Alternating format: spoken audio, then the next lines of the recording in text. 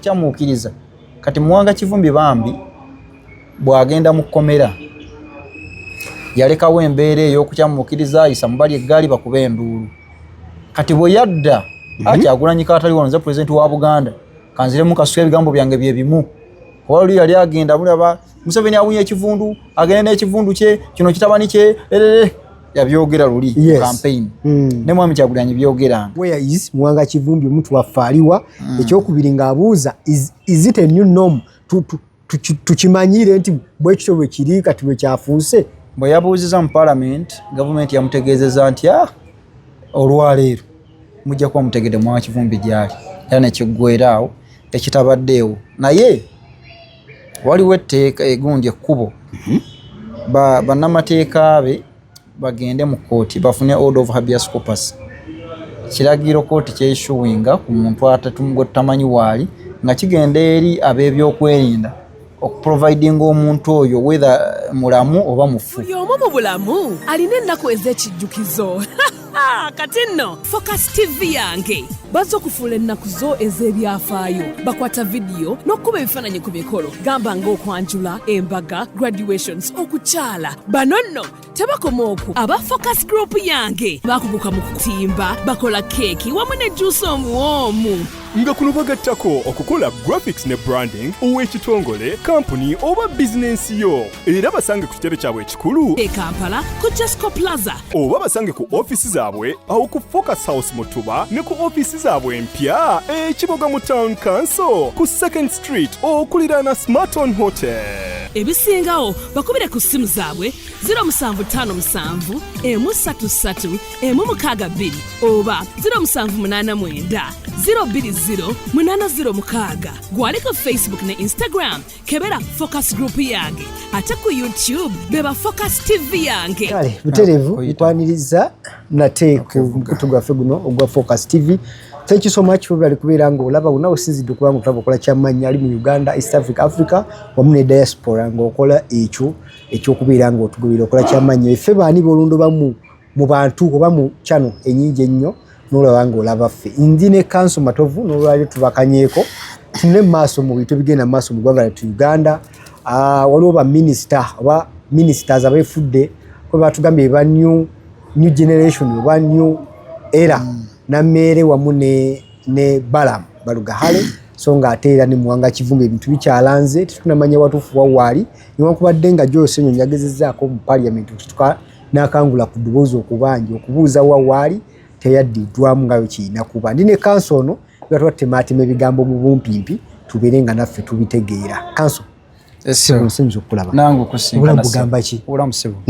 mpozi mwenu naffe mwetuli mujebale mpola mpola muli muti eno naffe mwetuli mpola mpola kanso ebintu ebigenda mu maaso mu ggwanga lyattu Uganda obiraba yani kinkuza ne ngamba kanso kanzijambuulira ensonga eno nga bwetambula yagiraba atya kakati ebigenda mu maaso ekisooka ku saidi y'amateeka kibi constitution emenyebwa enkya n'eggulu bakutandikira ddala mu ngeri abantu gye bakwatibwa walaba twatandikanga abasaaga ku baana bano abawagizi ba Nuupu nga bakwata ba foot soldiers tubavuddeko abo tuzze batandise okukwata emitwe eminene ne bawayiswa mu fumbiro naye ng'enkwatibwa enkwata emenya amateeka naye nga batuukana ne bakifuula nga kyabujjo nekiringa ekya bulijjo ne tujja Abeesigye in fact basooka begenda banakwata mu fumbiro tuzze tulabye enkwata ya Lukwago naye yonna eyo enkwata bakutte Lukwago emenya amateeka empamba Miriam Matembe bawambye Muwambe ekisembeyo kya Muwanga Kivumbi yes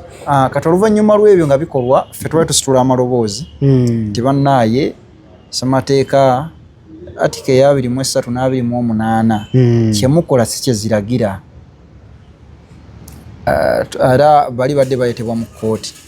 kati ku kyahuna bwe Muwanga Kivumbi yakwatibwa Lwakutaano paka leero tannaba kuleetebwa mu kooti ate tumanyi musango ki kati ogumuvunaanibwa so amateeka galina okusoomozebwa kw'amaanyi mbeera nga bwetambula naye ng'obitadde ebbali etunulira ensonga ng'obeera mu Uganda ekituufu ekitambula ye politics byabufuzi ate nga kizibu amateeka okukola obulungi ng'ebyobufuzi tebiteredde. Kati challenge y'ebyobufuzi nga biringa bwe biri kati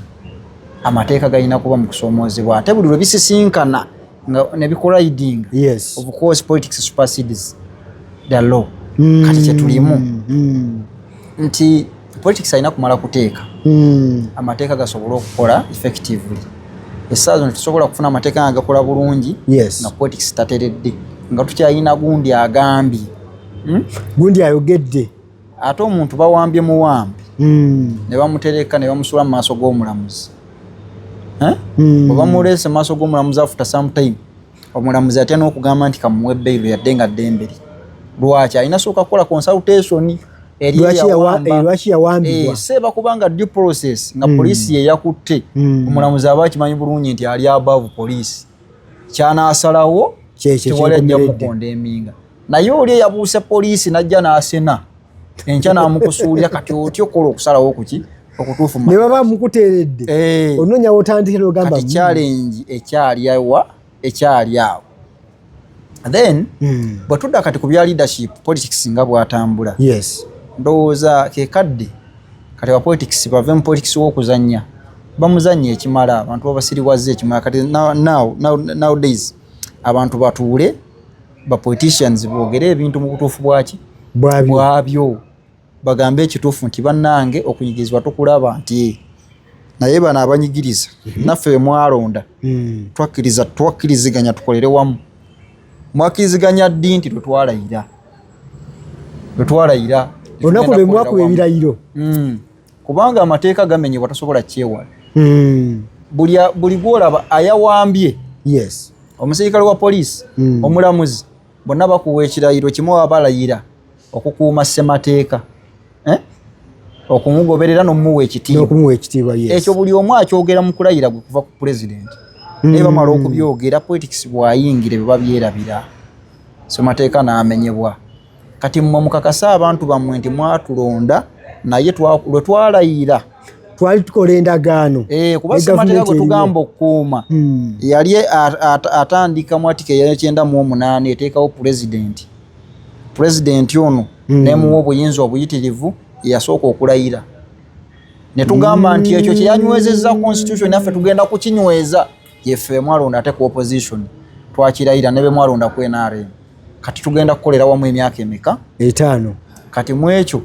abalonzi baffe tubakakasa katwogere n'abalina obuyinza bano betwakkiriza okukola essaawa zino abaliwo abalina drone ezikwata abaana bammwe babate n'ekyo kikome. Kati oyo ye politics ali machuwa ndabe ku Jowero Ssennyonyi ng'atuula ne Nabbanja n'atona ejjeno nga bakkanya ku butakanya badressinge ku nsonga zino nti regardless nveeno oveeri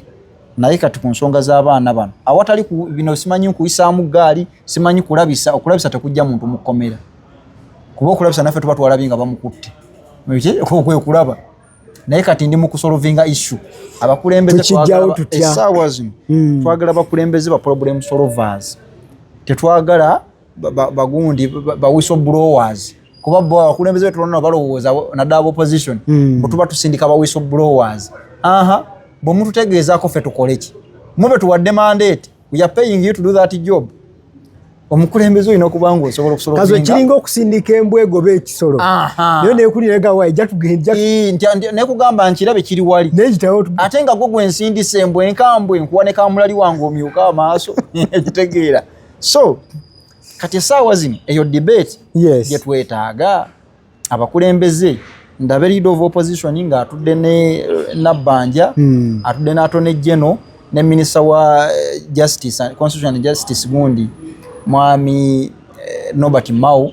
banoonye solution eyabino bigenda maaso abakwatibwa politically nga waliwo okustrikinga balance eyo. Abanna emyaka gino 5 mwakkiriza okukola naffe nti bano bwe tubata kino mukyesonyiwe nti tewali buzibu. Bw'omala okuzza abalwanyi beebweru otuula n'olowooza ogenda consolidating otya ejje eryo lino oddemu ofune strategy endala edda. So kati ekyo nga tunatuuka ku level eyo abantu babuuke bino babalimba tebigenda kukola. kati then abakulembeze era ekyo nga tukimaze kati politics oli ow'okukyamuukiriza kati Muwanga Kivumbi bambi bw'agenda mu kkomera yalekawo embeera ey'okukyamuukiriza ayisa mubali eggaali bakuba enduulu kati bwe yadda Kyagulanyi Kaataliwo nze pulezidenti wa Buganda kanziremu kasuka ebigambo byange bye bimu kuba luli yali agenda mulaba Museveni awunya ekivundu agenda n'ekivundu kye kino kitabani kye yabyogera luli campaign ne Mwami Kyagulanyi byogeranga kaakati naye bwe lwamala okulayira waliwo okukkiriziganya nno kati ng'ovuddeko okkuba ebirayiro wakati wa opposition naddala gundi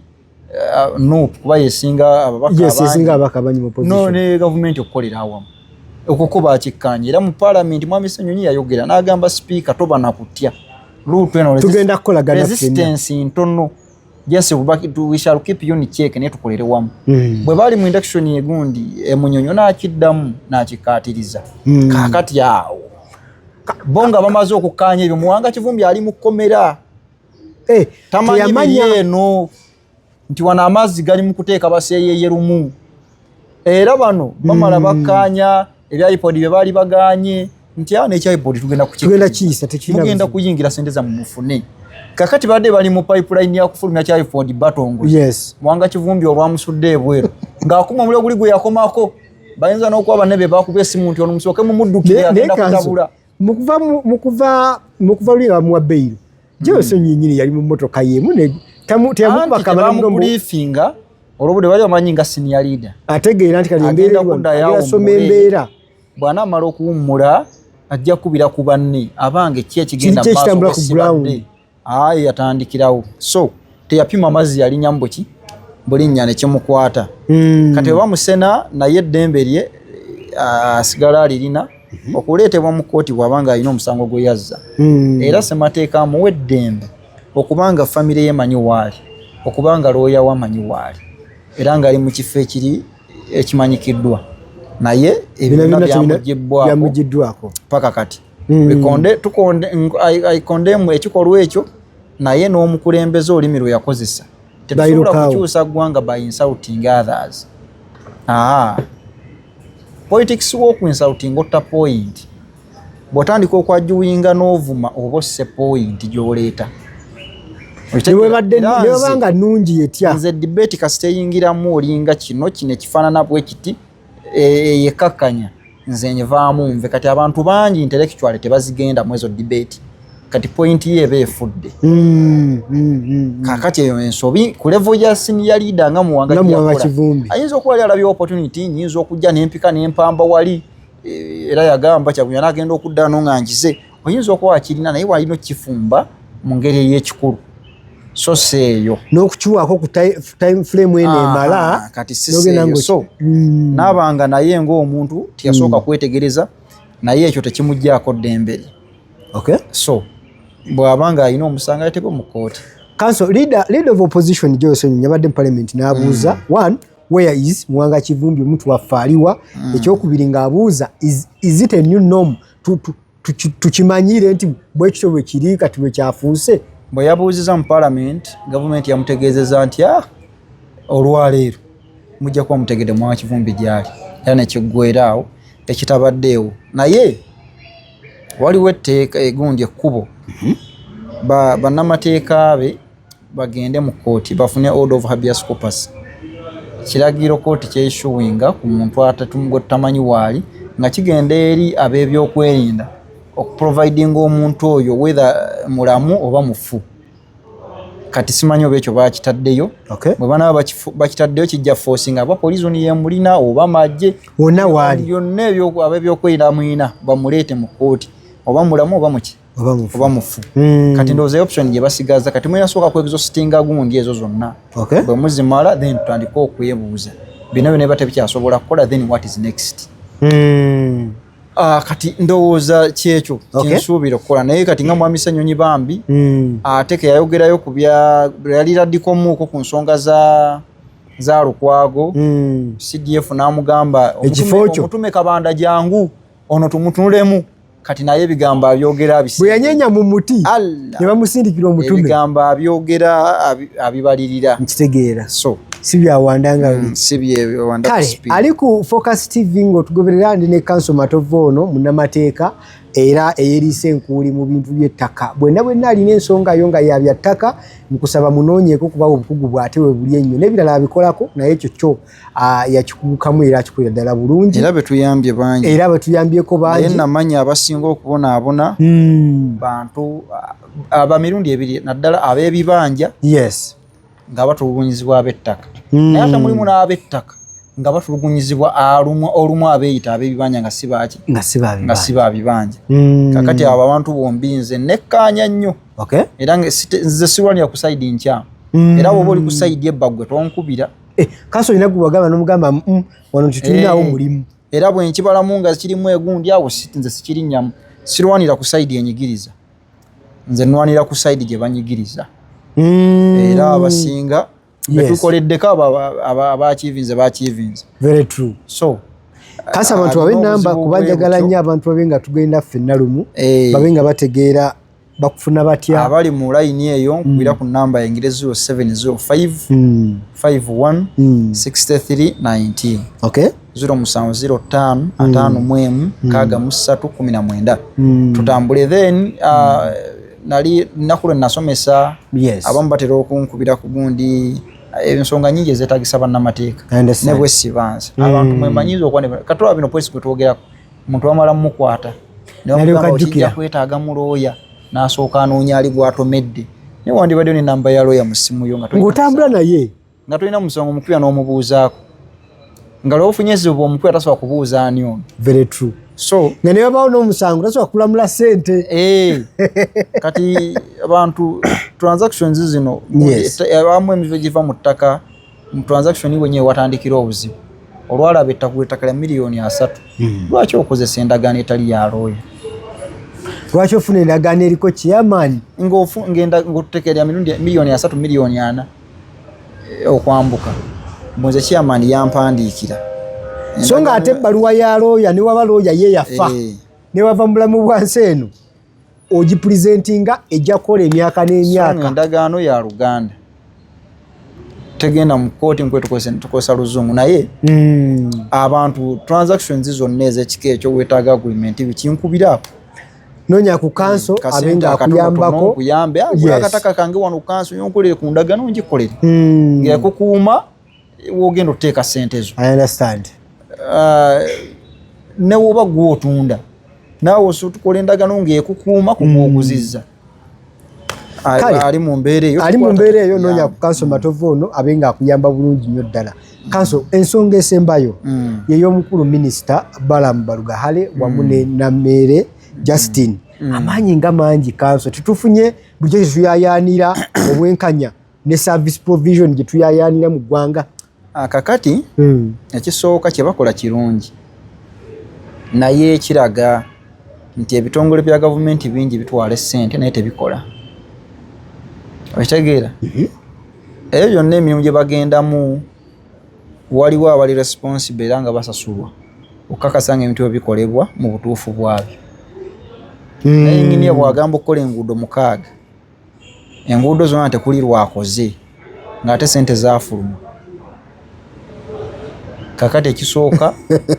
abavunaanyizibwa ku disitulikiti awo bakkaawo baani bonna baba bali responsible meaning eggwanga lyonna ku mutendera gwa disitulikiti abantu bangi ssente bazirya nga tebakoze kuba oyingira amaresusi mangi ebbali eyo enguudo zituuka mu ŋŋanfu naye buli mwaka ziweebwa ssente disitulikiti ziweebwa ssente nga zirina okubaako enguudo zezikola then bodda mu malwaliro kyekimu so Balaam kye bakola kirungi nga baminisita wa gavumenti z'ebitundu okugenda okufolowinga kati yalongooseza ekirungi bw'alaba atakoze bulungi poliisi oyo mumukwate poliisi bw'eba yekutte kitegeeza olina omukisa okutuuka ku poliisi bakuteeke mu maaso g'omulamuzi oweeyo okwewozaako okwo ofune kye tuyita fair hearing so nti kubino ebikuvunaanibwa kiki ekituufu kati just ebe gundi kibe kyakulabirako nalabye naye abaminisita batandise okyadoputinga bali omunsi namulabyeko mu ddwaliro nyina ono gwe batadde mu nguudo mulenge ennaku zino ng'agezaako okusupervisinga enguudo nalabyeko omukyala Amelia Kyambadde n'omukyala omulala nga bali somewhere kati buli minister mu ministry eyo gyotwala atandise okuchekingibwa including ba MP by the never nirabidde nti bano babala munga bagenda district ezo ziri mu ba MP yes neba MP yo mirimu gyabwe egimu kugoberera kitegeza nabe emyaka 5 balinga babba sente bazya tebakoze ne badde tebakola nano tebafollowinga sente y'omu omusolo kugirondola yazze koze kwanga egimu ku mirimu gyabwe accountability ino kubanga nabo tebakoze so na kituzaayo nga bwe ngambye nti buli muntu wabadde abasenga basasula sente z'omulimu w'omusolo yes badde tebakola kiteekeddwa kukolebwa including ba MPs naye kati it's not late abasasula omusolo tukyagusasula bagutwongeza buli lunaku kekadde ombaka wa parliament goberera sente zaffe ze balocatinze gye zigenza oba zikoze ba ministry zammwe ez'enjawulo ze mutwala nammwe mukole kyekimu Munnayuganda asobola okubanga yenyumiza mu kasente kakamubonyaabonya kasasula mu misolo so kaso kitegeeza tusobola okubanga tufunye essaawa zino service provision gye twetaaga kati anti ate au ku babaka bwe tuba tulina ababaka in total 500 plus bitano n'omusobe tulina abaminisita 8 nga tumenyako amannya 4 omuntu aba tannafuna tetunnafuna kye twetaaga abalala bakola ki yes okitegedde kati tuna Omunnayuganda ofuna kye yeetaaga abo naye banaatuuka nga bakola kibasasuza munnansi ajja kweyagala then enambo y'ababaka yo teyina makulu mu parliament simanyi naye abali mu buyinza ndowooza kibagasa naye nga yeetaaga kusalako kati eno Kampala ogiraba ani yagamba ebizibu by'erubaga byanjawulo bya Rubaga North ne Rubaga South byanjawulo byebimu ani yakugamba nti ebizibu bya Kawempe North byanjawulo Kawempe South ani yakugamba nti